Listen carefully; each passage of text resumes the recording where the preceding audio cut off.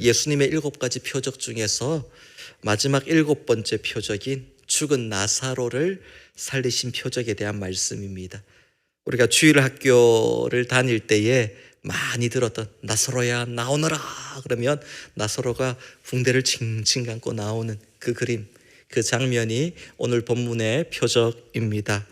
오늘 본문의 표적을 보면서 또 예수님께서 이 땅에 오신 메시아 그리스도이심을 우리가 어떻게 알 수 있는지, 또 우리가 어떻게 고백해야 되는지를 우리가 함께 보기를 원합니다.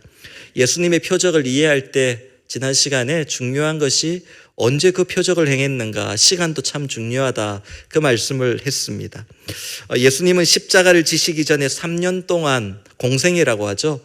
본격적으로 사역을 하셨던 그 3년 동안 제자들을 데리고 다니면서 수많은 표적을 행하셨고 또한 말씀을 가르치셨습니다. 그 3년 동안 매년 6월절이 찾아왔겠죠. 3번의 6월절이 있었는데 첫 번째 6월절이 가까웠을 때는 가나 혼인잔치에서 물로 포도주를 만드셨어요. 그 포도주가 뭐라고 그랬나요? 예수님의 십자가 보혈을 의미한다고 그랬어요. 그래서 그 십자가 보혈을 통해서 우리가 기쁨의 잔치를 열 수 있다고 그랬어요. 그리고 두 번째 6월절이 가까웠을 때는 포도주 다음에 뭐예요? 떡이죠. 오병이어의 기적을 보여주셨어요. 그 떡을 어떻게 나눠주셨다고요? 찢어서 나눠주셨다 그래 되어 있죠. 십자가에서 예수님의 몸이 찢기실 것을 미리 보여주셨어요. 그리고 마지막 6월절에 제자들과 만찬을 하면서 첫 번째, 두 번째 6월절에 했던 그 떡과 포도주의 의미를 다시 한번 가르쳐 주셨습니다. 그리고 오늘 본문을 보면 이제 마지막 표적으로 예수님께서 예루살렘에 들어가시기 전에, 십자가를 지시고 돌아가시기 전에 한 주나 2주 전의 일입니다. 이게 마지막으로 보여주신 표적이 바로 죽은 나사로를 살리시는 표적입니다. 이 표적을 통해 예수님은 십자가에서 돌아가시는 것으로 끝나는 것이 아니라 부활하시는 것이 결론이다. 모든 표적의 결론은 죽으심과 고난이 아니고 뭐예요? 주님이 부활하시고 이기시고 승리하신 거다. 예수 믿는 사람들이 고난받고 이 땅에서 죽음으로 끝나는 것이 아니라 이 땅에서도 그 부활의 기쁨을 누리게 된다. 이 기쁨을 너희가 좀 가져가야 되지 않겠니? 이걸 보여준 게 나사로를 살리신 표적, 부활의 표적입니다. 오늘 본문을 통해서 2000여 년 전에 유대 땅 베다니에서 이 나사로의 집이 있던 베다니에서 어떤 일이 있었는지를 이제 우리 자세히 한번 보도록 하겠습니다. 예루살렘에서 동쪽으로 한 3km 정도 떨어진 거리에 베단이라는 작은 마을이 있습니다. 요단강 근처에 베단이라는 작은 마을이 있었는데 그 마을에 나사로 남자입니다. 그리고 두 자매인 마르다와 마리아, 세 남매가 살고 있었습니다.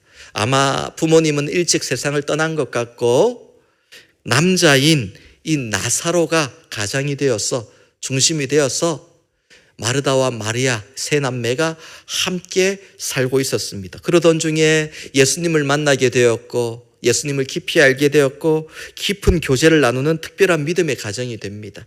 그래서 예수님께서 예루살렘을 방문하실 때마다 항상 베다니에 있는 나사로의 집에 찾아가셔서 거기에 머무시고 그들과 교제하셨습니다. 예수님께 안식처와 같은 집이 이 나사로의 집이었고 특별히 사랑하는 자라고 성경에서 말씀하고 있어요. 그런데 그 평온했던 가정에 위기가 찾아오는데 나사로가 갑자기 병에 걸렸어요. 어떤 병인지 몰라요. 열병인지 전염병인지 모르겠는데 급속도로 상태가 안 좋아져서 죽을 것 같아요. 유일한 남자였던 나사로가 죽게 되면 이 가정은 더 힘들어지는 겁니다. 그래서 마르다와 마리아가 급하게 예수님께 사람을 보내서 이 소식을 전합니다. 주여 보시옵소서, 사랑하는 자가 병들었나이다. 주님 사랑하시는 그 나사로가 지금 병들어서 죽어갑니다. 그렇게 얘기를 했습니다. 그때 예수님이 어디 있었나? 멀지 않은 곳에 계셨어요. 요단강 건너편에서 복음을 전하고 계셨는데 나사로의 소식을 듣고 그래 빨리 가야지 하고 달려가신 게 아니라 이 말씀을 하셨어요. 요한복음 11장 4절입니다. 함께 읽습니다. 11장 4절 함께 읽습니다. 시작. 예수께서 들으시고 이르시되 이 병은 죽을 병이 아니라 하나님의 영광을 위함이요 하나님의 아들이 이로 말미암아 영광을 받게 하려 함이라. 아멘. 나사로가 죽게 됐어요 라고 얘기했을 때 주님께서 이 말씀을 하셨어요. 그 병은 죽을 병이 아니야. 하나님의 영광을 위한 거야. 또 하나님의 아들 예수님이 이 일로 말미암아서 영광을 받게 될 일이야. 그렇게 말씀을 하셨어요. 여러분, 이게 무슨 말일까요? 죽을 병이 아니다. 이 의미를 우리는 알고 있지만은 이 얘기를 들었던 마르다가 보낸 그 사람은 이 예수님의 대답을 듣고 이해했을까요? 이해도 못하고 그냥 집으로 다 갔을 거예요. 그리고 그 말을 똑같이 마르다와 마리아에게 예수님 모셔왔어? 라고 물어보는데 아니, 그런데 이 말씀 하시던데 그렇게 얘기를 했을 겁니다. 그래서 그 사람들은 나사로가 이제 그러면 죽지 않고 죽을 병이 아니라니까 안 죽고 결국은 마지막에 가서 다시 살아났어. 하나님의 영광, 하나님이 고쳐주셨습니다. 이렇게 하실 거야 라고 믿었겠죠. 그렇게 믿었을 거예요. 예수님은 그 말씀을 주시고 그 계신 곳에서 이틀을 더 머물다가 제자들과 함께 나사로의 집이 있는 베다니로 가시게 됩니다. 오늘 본문의 앞부분을 보면 그 이야기들입니다. 그런데 도착해 보니까 나사로는 나흘 전에 4일 전에 죽어 있었고 죽자마자 동굴에 넣어서 그 동굴 무덤 입구를 큰 돌로 막아둔 상태였습니다. 팔레스타인 지역은 무덥기 때문에 사람이 죽으면 바로 무덤으로 들어갑니다. 죽은 지 나흘 4일이 된 상태였습니다. 그러니까 예수님께서 마르다가 보낸 사람을 집으로 돌려보내놓고 죽을 병이 아니다 돌려보내놓고 나서 얼마 되지 않아서 나사로가 죽었다라는 거예요. 여러분, 마르다와 마리아는 어떤 마음이었을까요? 처음에 그 말씀을 들었을 때 정말로 죽을 병이 아닌가? 병이 나으려나? 이런 기대감이 어느 정도 있었겠죠. 그런데 병은 낫지 않고 갑자기 죽어버립니다. 나사로가 죽었어요. 그때 마리아와 마르다의 마음에 섭섭함이 있고 원망이 찾아왔겠죠. 예수님을 미워한 건 아니라도 섭섭한 거예요. 원망스러운 거예요. 좀 고쳐주시지. 이런 마음이 있는 거예요. 그래서 마르다가 그 후에 예수님을 만났을 때 했던 처음 말이 어떤 말입니까? 성경을 보니까 주께서 여기 계셨더라면 내 오라비가 죽지 아니하였겠나이다. 마르다가 처음 예수님을 만났을 때, 예수님이 사흘 뒤에 오셔서 만났을 때 첫 마디가 이거예요. 주님이 여기 계셨더라면, 빨리 오셨더라면 내 오라비가 죽지 아니하였을 겁니다. 원망의 말이죠. 조금 있다가 마리아도 예수님을 만나서 똑같이 이 말을 먼저 합니다. 주께서 여기 계셨더라면 내 오라비가 죽지 아니하였겠나이다. 그때 예수님 빨리 내려오셨더라면 우리 오라비 나사로가 죽지 않았을 텐데 왜 그러셨어요? 우리가 주님과 특별한 사이라고 믿었는데 왜 그러셨어요? 왜 빨리 안 오셨어요? 이 섭섭함을 원망 섞인 말로 예수님께 했던 거죠. 여러분, 충분히 그런 마음이 들지 않겠습니까? 섭섭하잖아요. 그때 오셨더라면. 정말 예수님께서 빨리 베다니로 내려가셨더라면 나사로가 죽지 않았을 겁니다. 살아났을 거예요. 그런데 예수님은 계시던 곳에 이틀을 더 머무시다가 나사로가 죽은 지 4일째 되는 날 그곳에 가셨습니다. 그 이유가 무엇일까요? 나사로의 병이 죽을 병이 아니라 하나님의 영광을 위함이라고 하셨는데 이 영광이 무엇인가? 나사로를 통해서 죽은 자를 다시 살리시는 부활의 영광을 보여주시기 위해서. 그걸 경험하는 자가 얼마나 많습니까? 그렇지 않죠. 나사로가 그 부활을 경험하는 자가 되게 하기 위해서 주님이 그렇게 하셨다라는 겁니다. 나사로가 죽지 않으면 나사로를 통해서 죽음을 이기시고 다시 살아나는 부활의 영광을 나타내실 수가 없기 때문에 나사로는 죽어야 되는 거예요.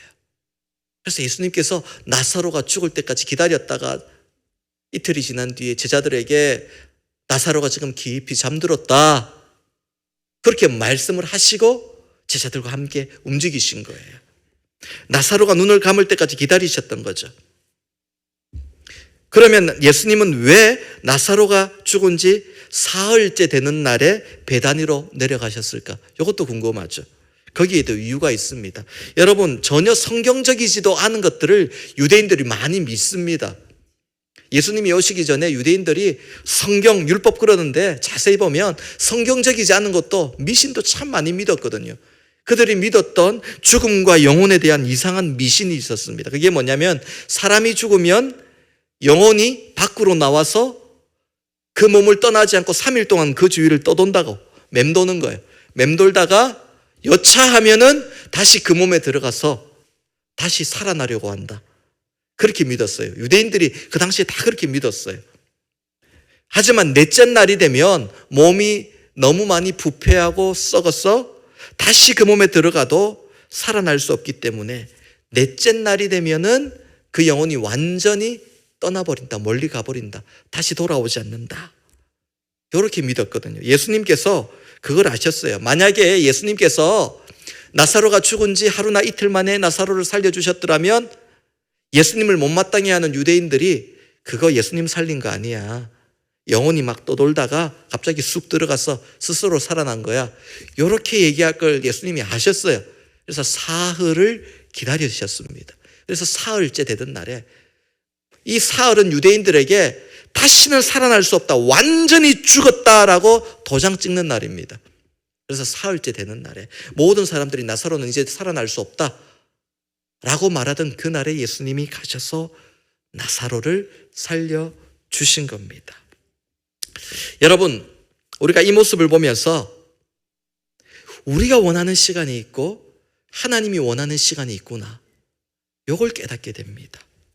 우리가 원하는 시간과 하나님이 원하는 시간이 맞을 때도 있지만은 때로는 맞지 않아서 내가 열심히 기도하는데 이쪽에는 상관이 없고 내가 원하는 시간을 붙들고 막 기도해서 응답받지 못할 때가 있더라는 겁니다. 우리가 원하는 시간은 어떤 시간이에요? 주님이 만약 빨리 오셨더라면 내가 원하는 시간이 있는 거예요. 우리가 원하는 시간은 내가 죽지 않고 문제가 해결되는 시간이에요. 우리가 원하는 시간은 조금이라도 내가 눈물 흘릴 일이 없고 인생에 아픔이 없고 힘든 일이 없고 그 일이 생기기 전에 해결되는 시간이에요. 이게 우리가 원하는 시간이에요. 그렇지 않습니까? 아픔이 있기 전에 복을 주시고 가난하기 전에 풍요케 하시고 아프기 전에 건강하게 해주시고 실패하기 전에 성공하게 해주시고 우리가 원하는 시간이잖아요. 그런데 하나님이 원하는 시간은 때때로는 우리가 죽어야 이루어지는 시간이 있더라는 거예요. 우리가 다 내려놓고 내가 죽을 때 그때 비로소 하나님 때가 되었다라고 말씀하시고 우리의 기도를 이루어 주시는 그 시간이 있더라는 겁니다. 그때 하나님의 영광이 나타날 때가 있더라는 거예요. 때로는 우리 인생에 굉장한 아픔을 주시면서 그 아픔을 회복하는 과정을 통해 시간을 통해 하나님의 살아계심이 나타나고 하나님의 영광이 나타나시더라는 겁니다. 이 시간 차이를 우리가 이해하지 못할 때 낙심하는 거예요. 내가 원하는 시간에 내가 원하는 일이 이루어지지 않으면 낙심합니다. 기도 응답이 되지 않았다. 내가 기도를 거절당했다라고 실망하는 거예요. 그러나 여러분, 그것은 하나님이 거절하신 것이 아니라 하나님의 때에 이루어 주시기 위해 하나님께서 그 시간을 바꾸어 주신 거예요. 그래서 마르다처럼 마리아처럼 나사로가 죽기 전에 주께서 여기 계셨더라면 이라고 원망할 때 하나님의 뜻이 무엇인지, 하나님의 시간이 무엇인지, 하나님의 계획이 무엇인지를 물어봐야 되는 겁니다. 그때 주님께서 그 문제를 풀어주셨더라면, 그때 주님이 기적을 행해 주셨더라면 내 오라비가 죽지 아니하였겠나이다. 주님, 그때 내 인생을 좀 풀어주셨으면 내가 지금 힘들지 않았을 텐데 주님 왜 그러셨어요? 우리가 제법 친한 줄 알았는데 주님 왜 그러셨어요? 이런 원망들을 내려놓고 하나님의 때가 무엇인지를 우리가 다시 한번 기도할 수 있기를 바랍니다. 그런데 여러분, 하나님의 계획은 우리 인생이 무조건 잘 풀리고 무조건 잘 되는 게 아니에요. 하나님의 복은 우리 인생이 무조건 잘 풀리고 잘 되는 거, 이게 하나님의 복이 아니에요. 하나님의 복은 나를 통해 하나님의 영광이 나타나는 것입니다. 그렇게 해야 우리 인생이 존귀하게 되는 거예요. 하나님의 계획은 나를 통해 하나님의 영광이 나타나게 되는 것입니다. 하나님의 아들이 이로 말미암아 영광을 받게 하려 함이라. 그 말씀이에요. 여러분의 삶을 통해서 하나님의 아들이 영광 받게 되기를 축복합니다. 여러분의 삶이 하나님의 영광을 나타내는 삶이 되면 여러분의 삶은 존귀한 인생이 되는 것입니다. 그렇게 하실 하나님을 신뢰하면서 낙심치 말고 하나님의 때가 이를 때까지 믿음으로 기다리며 끝까지 인내하는 우리 모두가 될 수 있기를 축복합니다. 하나님께서 여러분을 통해 크신 하나님의 영광을 나타내실 줄, 승리케 하실 줄 믿으시기 바랍니다. 예수님은 나사로가 죽은 지 사흘째 되던 날에 베다니로 내려가셨습니다. 하지만 나사로의 집에 가지 않습니다. 왜 안 갔을까요? 오늘 성경을 보면 나사로의 집에 절대 안 가세요. 지금 나사로의 집은 초상집이에요. 상주가 있고 조문객들이 와서 막 애도하는 그 집이에요. 근데 주님은 그 집에 안 가세요. 왜? 나사로가 죽은 것이 아니니까 초상집에 안 가세요. 그리고 마리아와 마르다도 집 밖에서 만나십니다. 그리고 나사로의 무덤이 어디 있느냐 물으시고 그곳으로 가셔요. 예수님은 슬퍼하기 위해 오신 게 아니에요. 죽음을 확인시켜주기 위해 오신 게 아니에요. 살리기 위해서 오신 거예요. 그래서 바로 나사로에게로 가시게 됩니다. 여러분, 마르다는 예수님께서 오셨다라는 말씀을 듣고 먼저 밖으로 나가서 예수님을 맞이합니다. 마르다가 먼저 나가서 먼저 맞이해요. 그리고 만났을 때 했던 첫 마디가 뭐라고 했나요? 주께서 여기 계셨더라면 내 오라비가 죽지 아니하였겠나이다. 마리아도 주께서 여기 계셨더라면 내 오라비가 죽지 아니하였겠나이다. 주께서 여기 계셨더라면, 이 말에는 마리아와 마르다의 신앙이 담겨져 있습니다. 그 마음에 확신이 있고 불확신이 있었다라는 겁니다. 확신은 뭐냐? 예수님이 일찍 오셨더라면 우리 오라비 나사로가 죽지 않았을 겁니다. 예수님이 고쳐주셨을 겁니다. 예수님은 능력의 주님이시니까 확신이 있었어요. 불확신은 뭐냐면, 그럼에도 아무리 능력의 주님이라 해도 이미 죽은 사람은 어쩔 수 없습니다. 또한 예수님의 능력이 가능하다 해도 그래도 하나님께서 그렇게 인간의 법칙을 깨트리지는 않을 겁니다. 그래서 나사로를 살려주실 것이라는 데 대해서는 불확실함이 있었어요. 그러니까 예수님의 능력으로 가능한 일이 있고 불가능한 일이 있습니다. 이게 주께서 만약 여기 계셨더라면, 이 말에 고백에 담겨져 있는 거예요. 여러분, 마르다의 믿음은요 굉장해요. 우리는 마리아를 더 잘 알고 있죠. 이 이후에 다음 장을 보면 나도 그 향유 옥합을 깨트려서 주님 발에 막 붓잖아요. 마리아만 생각하는데, 마르다의 믿음은, 마리아는 좀 감정적인데 마르다는 굉장히 합리적이고 이성적이고 막 그 신앙에 대해서도 막 깊이가 있는 사람이에요. 오늘 본문의 말씀 앞부분을 보게 되면 27절을 보면 마르다가 이렇게 고백합니다. 27절 볼까요? 27절 어떻게 고백했습니까? 시작. 주는 그리스도시요 세상에 오시는 하나님의 아들이신 줄 내가 믿나이다. 예수님을 뭐로 고백해요? 그리스도라고 고백해요. 세상에 오신 하나님의 아들이라고 고백했어요. 여러분, 제자들도 이 고백을 아직까지 제대로 못하고 있는 상태예요. 마르다가 이 고백을 했어요. 또 본문 24절을 볼까요? 24절을 보면 마르다가 부활에 대해서도 어떻게 고백하느냐? 마지막 날 부활 때에는 다시 살아날 줄을 내가 아나이다. 마지막 날 부활이 있을 것, 이걸 고백을 했어요. 여러분, 제자들은 예수님이 그리스도라고 고백을 했다가 또 잊어버렸다 이러고 있는데, 부활에 대해서는 아예 믿지도 않습니다. 마태복음 16장 21절을 보면 예수님께서 제자들에게 이렇게 얘기를 하세요. 미리 내가 예루살렘에서 많은 고난을 받고 죽임을 당하고 3일 만에 살아나야 한다, 그렇게 설명을 해주시거든요. 그런데 제자들이 부활에 대해서 전혀 이해를 못해요. 심지어는 베드로는 예수님을 붙들고 막 설득을 합니다. 항변을 했다고 돼 있어요. 어떻게? 주여 그리 마옵소서. 이게 무슨 말이냐면, 이 부활 나는 반댈세, 이 말이에요. 그냥 예수님 죽었다가 부활하는 건 나는 반대입니다. 주여 그리 마옵소서. 막 부활을 반대를 합니다, 베드로는. 그래서 예수님을 설득합니다. 죽지도 말고 부활하지도 마세요.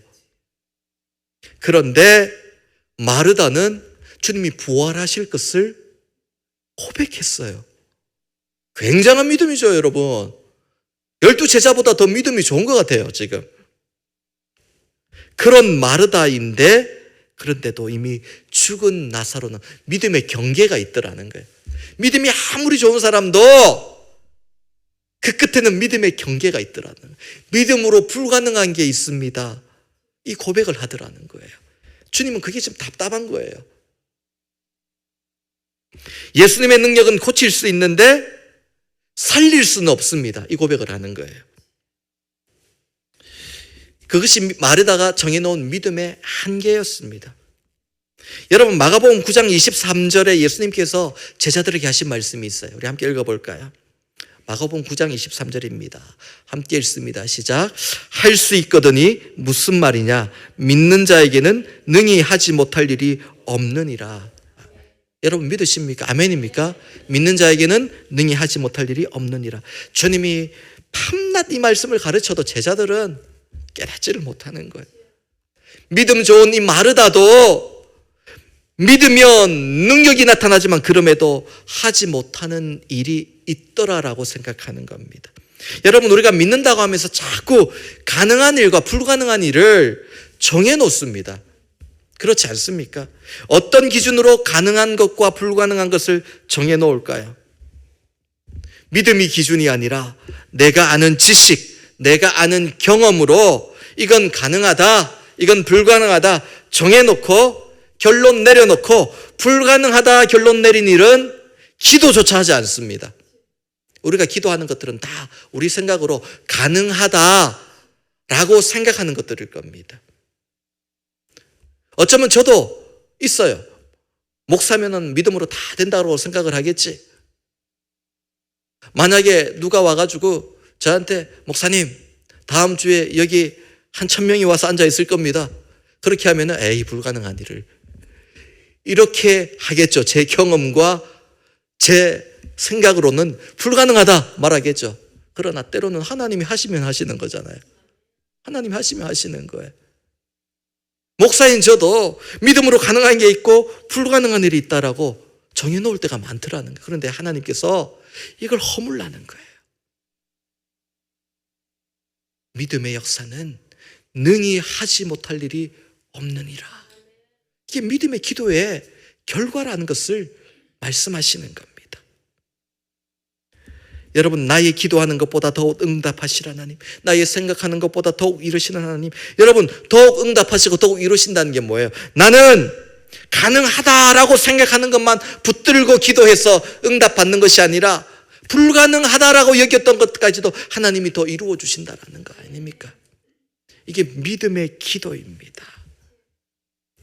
여러분, 할 수 있거든이 무슨 말이냐? 믿는 자에게는 능히 하지 못할 일이 없느니라. 우리의 기도가 오늘 능히 하지 못할 일이 없는 믿음의 기도, 능력의 기도로 여러분의 삶을 바꿀 수 있기를 주님의 이름으로 축복합니다. 나사로가 죽은 그 가정에 슬픔이 가득하고 눈물이 가득했다 그랬어요. 오늘 본문 33절 말씀을 보면 예수님께서 마리아가 우는 것을 보셨고 함께 온 곡하기 위해 따라온 많은 유대인들이 우는 것을 보시고 심령에 비통히 여기셨다, 불쌍히 여기셨다 그랬어요. 비통히 여기셨다라는 것은 마음이 막 요동쳤다라는 겁니다. 아팠다는 겁니다. 힘들었다는 겁니다. 그리고 그들을 불쌍히 여기셨어요. 그리고 35절을 보니까 예수께서 눈물을 흘리시더라. 우셨어요, 그들과 함께. 하지만 사람들이 흘리는 눈물과는 다른 눈물입니다. 사람들은 나사로가 죽었어 슬퍼서 울었지만 예수님은 나사로가 살아날 걸 아세요. 그럼에도 그 일에 마음 아파하는 그들의 심령을 보고 연약함을 보고 함께 오신 겁니다. 함께 울어주신 겁니다. 예수님이 흘리시는 눈물을 보고 사람들은 얘기합니다. 보라, 그가 나사로를 얼마나 사랑했는가.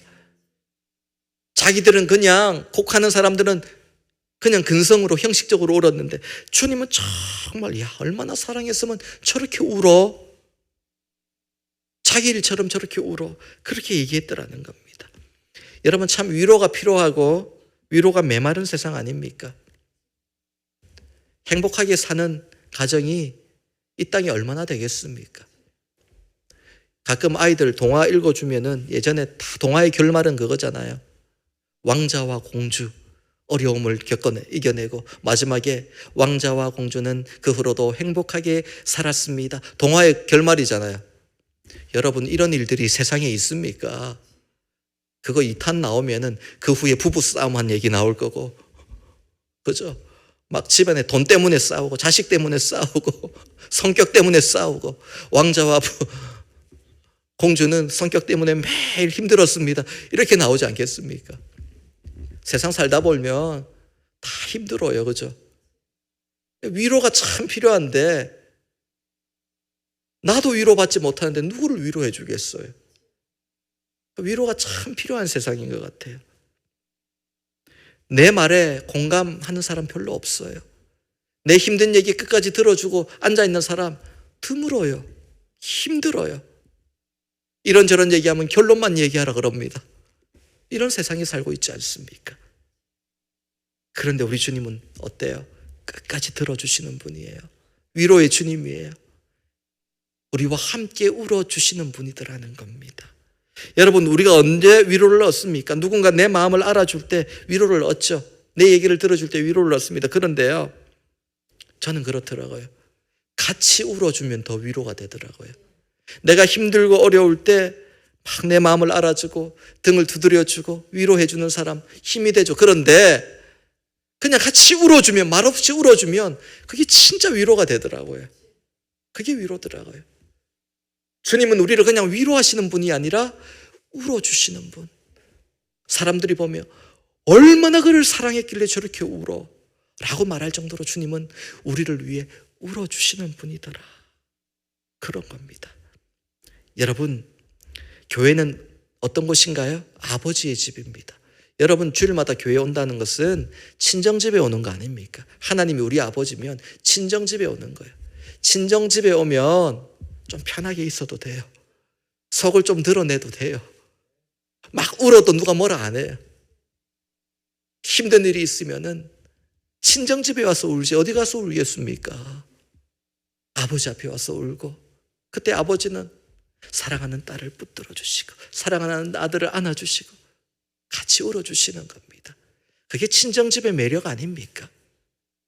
그런데 교회 와서 아버지 앞에서 아버지 나 괜찮아요, 딸아 아들아 힘든 거 없나? 그랬을 때 괜찮아요, 아유 괜찮아요, 다 괜찮아요, 그러고 나간다면 아버지가 모를까요? 딸의 눈빛을 봐도, 아들의 눈빛만 봐도 아는 게 아버지잖아요. 아버지는 그 앞에서 틀어놓기를 원하시는 거예요. 쏟아놓기를 원하시는 거예요. 같이 울어주시기를 원하는 거예요. 그게 위로의 주님입니다. 그래서 사도 바울은 우리에게 주신 고난보다 하나님의 위로가 더 크다라고 고백했어요. 하나님은 위로의 하나님입니다. 그 위로가 많은 고난을 이겨낸다라고도 고백을 했어요. 우리가 힘들고 어려울 때 이 고난을 어떻게 하겠어요? 그러나 하나님의 위로가 있으면 그걸 이겨내더라는 겁니다.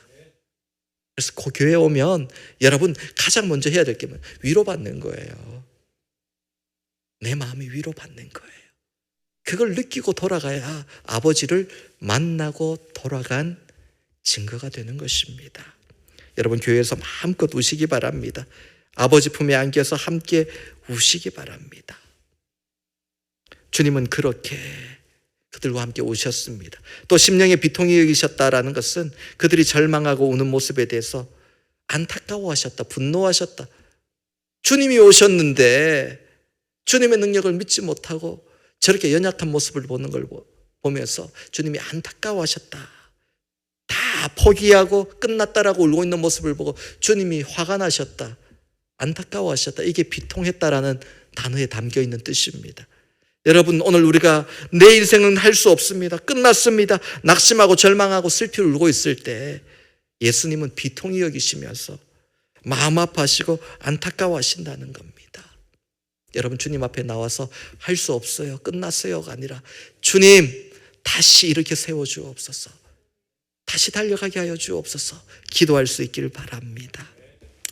이제 예수님은 죽은 나사로를 다시 살리십니다. 나사로의 무덤을 막고 있는 돌을 옮겨 놓으라고 말씀하셨어요. 마르다가 주님 죽은 지 나흘이 됐는데 냄새가 납니다. 이제 다 썩었습니다. 영원히 돌아올 수 없습니다. 나흘째입니다. 죽은 게 확실해진 날입니다. 그렇게 얘기한 겁니다. 그때 얘기할 때 주님이 내 말이 내가 믿으면 하나님의 영광을 보리라 하지 아니하였느냐. 너가 믿음으로 놀라운 일이 일어날 것을 왜 믿지 못하느냐. 불가능한 일도 믿음으로 일어날 줄 왜 믿지 못하느냐 말씀하셨어요. 사람들이 돌을 옮겨 놓습니다. 그리고 예수님께서 하늘을 우러러 감사 기도를 드리십니다. 그리고 큰 소리로 나사로야 나오라 말씀하시니까 죽은 나사로가 천을 감고 걸어 나옵니다. 사람들에게 그 천을 풀어주라, 돌아다니게 하라. 나사로가 이제 산 모습으로 막 돌아다니는 겁니다. 썩은 모습이 아니었을 거예요. 예수님이 살려주셨으니 깨끗한 모습이었을 겁니다.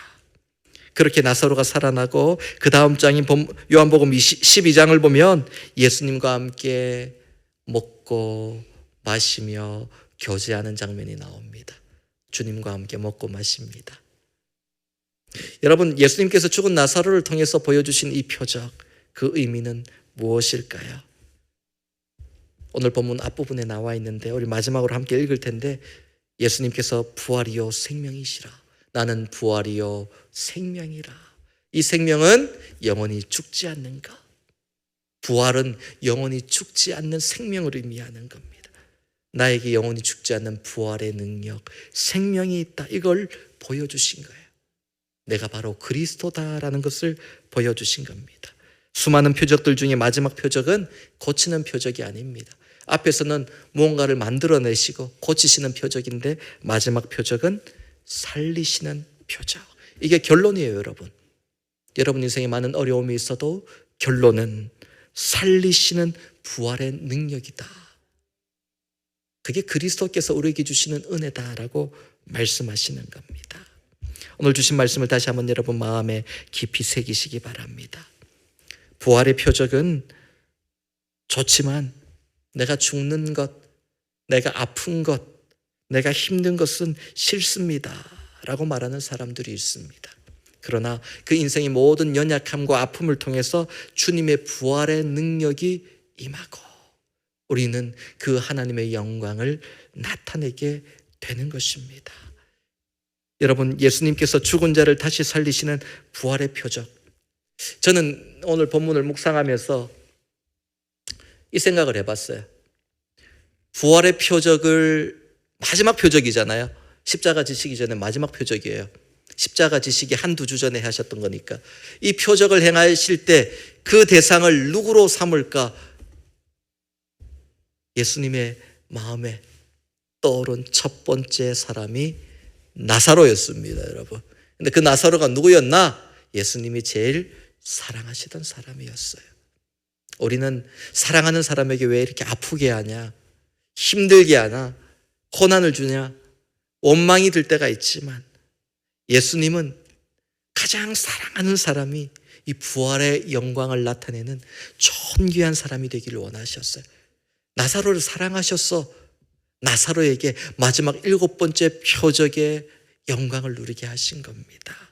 오늘 예수님께서 여러분에게 힘든 시간을 주고 아픈 연단과 고통의 시간을 주실 때도 있습니다. 그런데 그 모든 것은 여러분을 사랑하시기에 여러분을 통해 하나님의 영광을, 부활의 영광을, 하나님의 살아계심을 보여주시기 위해 하나님께서 주신 하나님의 시간표임을 여러분 믿으시기 바랍니다. 그때 우리가 원망하는 것이 아니라 하나님께서 주실 그 힘을 의지하면서 다시 일어나고 살아날 것을 믿음으로 고백하면서 그 부활의 능력을 나타내는 승리의 인생이 될 수 있기를 주님의 이름으로 축원합니다. 우리가 죽어가던 심령과 육신과 삶이 그리스도의 십자가 부활의 능력으로 살아난다면 그것이 바로 하나님의 영광입니다. 내가 하나님의 영광을 어떻게 나타내느냐? 여러분은 오늘 그 모든 연약함과 아픔을 하나님의 은혜와 능력으로, 십자가의 능력으로 이겨내고 일어선다면 하나님의 영광이 여러분을 통해 나타나게 될 것입니다. 거창한 일을 하라는 것이 아닙니다. 오늘 여러분의 삶 가운데 힘듦과 어려움 가운데 포기하지 마시고 일어서십시오. 그리고 하나님을 찬양하십시오. 그러면 하나님이 영광 받으시고 하나님의 영광이 나타나게 됨을 믿으시기 바랍니다. 우리 마지막으로 요한복음 11장 25절과 26절 말씀을 함께 읽고 마칩니다. 함께 읽습니다. 우리 믿음으로 고백합시다. 시작. 예수께서 이르시되 나는 부활이요 생명이니 나를 믿는 자는 죽어도 살겠고 무릇 살아서 나를 믿는 자는 영원히 죽지 아니하리니 이것을 내가 믿느냐. 오늘 예수님께서 여러분에게 물으십니다. 이것을 내가 믿느냐? 아멘이십니까? 함께 기도합니다. 하나님 아버지 감사합니다. 주님이 살아계신 부활이요 생명이심을 우리가 믿습니다. 때로는 힘들고 어려운 일들을 당하지만은 하나님의 시간표 안에서 모든 것들이 부활의 승리로 결론나고 능력으로 다시 살아남으로 하나님께 영광 돌리게 될 줄 믿습니다. 그 생명의 능력이 사랑하는 모든 에베네셀의 가정 가운데, 모든 성도들의 심령 가운데, 연약한 육신 가운데, 인생 삶 가운데 임하게 하셔서 다시 살아날 것을 믿음으로 고백하고 승리하는 우리 모두가 되게 하여 주옵소서. 예수님의 이름으로 기도하옵나이다. 아멘.